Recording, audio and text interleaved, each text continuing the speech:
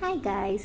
સો આજના વિડીયોમાં voice over હશે. સિન્સ આ વિડીયો શૂટ કરેલો તો બસમાં એન્ડ ત્યારે બહુ સોંગ્સને એવું ચાલતા હતા એન્ડ અમારા લવારા ચાલતા હતા. સો તે બધું ઇગ્નોર કરજો. સો સ્ટાર્ટ કરીએ. સૌથી પહેલાં લીધું પ્રાઇમર. આ છે બ્લુ હેવનનો પ્રાઇમર. એન્ડ મેકઅપથી પહેલાં બેઝ માટે પ્રાઇમર લગાડી લઈએ આપણે. સો તે આપણે કરીએ. આનાથી સ્મૂથ ફિનિશ મળે. પેઇન્ટના પહેલાં કરે તેવું જ સેમ.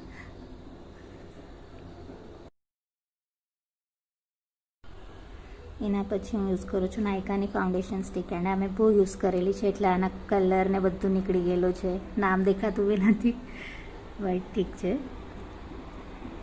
સો હા, ત્યારે સોંગ્સ વાગતા હતા, સો અમારો ડાન્સ વગેરે ઇગ્નોર કરજો.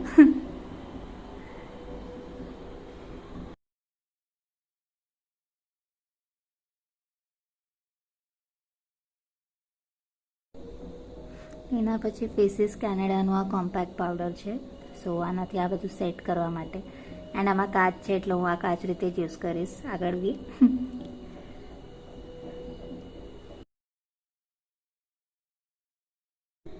એના પછી હું યુઝ કરેલું છે હાઇલાઇટર. સ્વિસ બ્યુટીનું હાઇલાઇટર છે આ, જે મારા ફેસને મારા ફ્યુચરથી બી બ્રાઇટ શાઇન કરાવશે.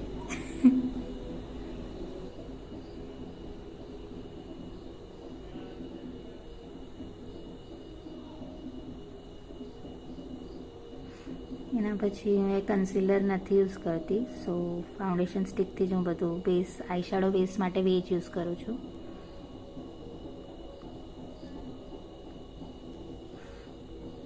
પછી આપણે યુઝ કરશું આઈશેડો પેલેટ માર્સની.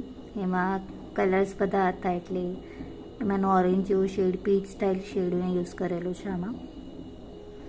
એન્ડ તે બેઝમાં યુઝ કરું છું. પછી એના ઉપર લાગશે ગ્લિટર. તે શિમર આઈશેડો બી આ જ પેલેટમાંથી છે.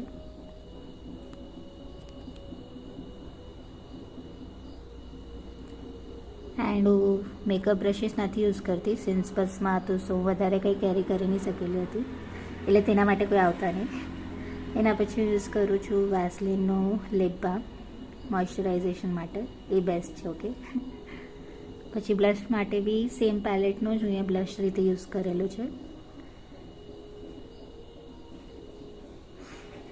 એન્ડ એના પછી લિપસ્ટિક્સ રેનેના છે. મેં 2-3 શેડ્સ મિક્સ કરીને વાપરેલા છે. સો લિપસ્ટિક રીતે બી એ જ યુઝ કરું છું. એન્ડ ચીક ટિન્ટ માટે બી એ જ યુઝ કરેલું છે અહીંયા. એના પછી છે આપણું મસ્કારા. આ છે આપણું બ્લુ હેવનનું મસ્કારા. સો